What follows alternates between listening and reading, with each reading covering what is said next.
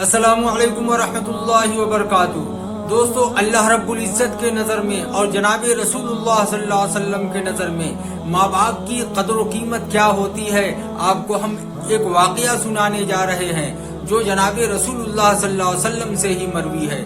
اس واقعہ سے آپ کو یہ اندازہ ہو جائے گا کہ والدین کی، ماں باپ کی قدر و قیمت اللہ اور اس کے رسول کے نظر میں کیا ہے۔ آئیے واقعے کی طرف آتے ہیں۔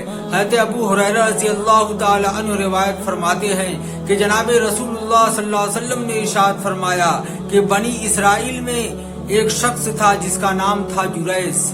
وہ بہت ہی عابد اور بہت ہی زاہد شخص تھا، یہاں تک کہ وہ عبادت کے لیے ایک معبد یعنی عبادت خانہ تیار کر رکھا تھا، اور اسی عبادت خانے میں رات دن وہ شخص عبادتیں کرتا رہتا تھا، اللہ رب العزت کی یاد میں رات دن ڈوبا رہتا تھا۔ ایک دن کا واقعہ ہے کہ اس کی والدہ کمرے میں آتی ہیں اور اس کو آواز دیتی ہیں کہ جریس، تم کہاں ہو، مجھ سے بات کرو۔ جریس اس وقت نماز پڑھ رہا تھا، نماز میں مشغول تھا۔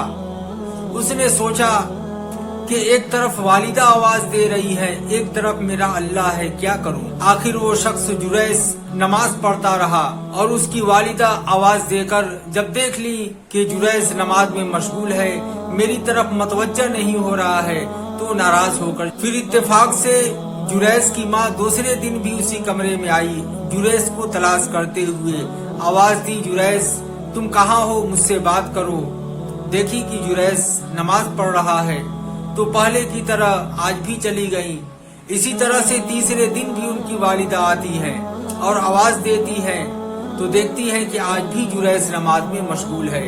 آواز دیتی ہے جریس، مگر جریس کوئی جواب نہیں دیتا، اپنی والدہ کی طرف متوجہ نہیں ہوتا۔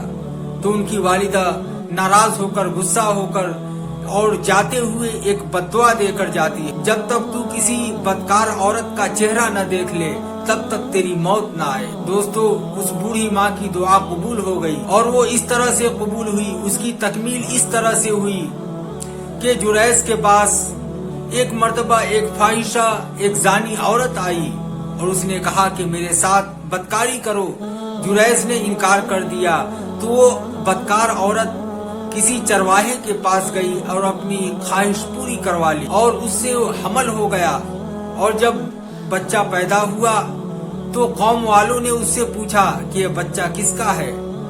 تو فاحشہ بدکار عورت نے بتایا کہ جریس کا ہے، یعنی نام جریس کا لگا دیا۔ تو قوم والوں نے جریس کے معبد میں، عبادت خانہ میں گھس کر جریس کو بہت مارا، بہت پیٹا، یہاں تک کہ صرف مارا ہی نہیں، موب لنچنگ ہی نہیں کیا، بلکہ جریس کا مکان بھی گرا دیا جس میں وہ عبادت کیا کرتا۔ تو آخر میں جریس پوچھتا ہے کہ بھائی آپ لوگ ہم کو کیوں مار رہے ہیں، آخر ہماری کیا غلطی ہے؟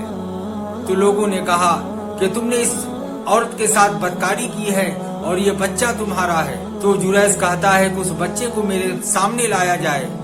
جب اس بچے کو سامنے لایا جاتا ہے تو اس بچے کے پیٹ پر جریس ہاتھ رکھتا ہے، ٹھوکتا ہے اور اللہ رب العزت سے دعا کرتا ہے کہ اللہ رب العزت اس بچے کو غیب سے قوت گویائی عطا فرما۔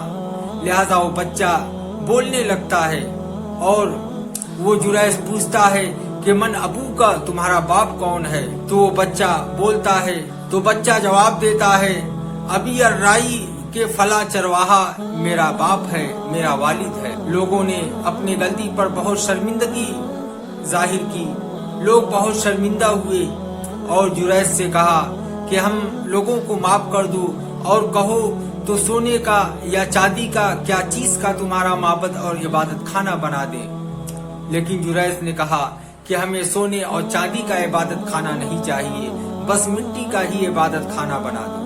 دوستو، اس واقعے سے ایک بہت بڑا نصیحت اور سبق ہم سب کو ملتا ہے کہ اللہ رب العزت کے نظر میں بھی ماں باپ کی کیا قدروں کی، کہ ایک طرف جریس تو عبادت میں، نماز میں مشغول تھا، اللہ سے گفتگو کرنے میں مشغول تھا، لیکن ماں نے جب آواز دی تو اللہ کو یہ گوارا نہیں ہوا کہ ماں ایسے حالت میں بھی یہ اپنے ماں کا جواب نہ دے اور ماں ناراض ہو کر چلی جائے، مایوس ہو کر چلی جائے۔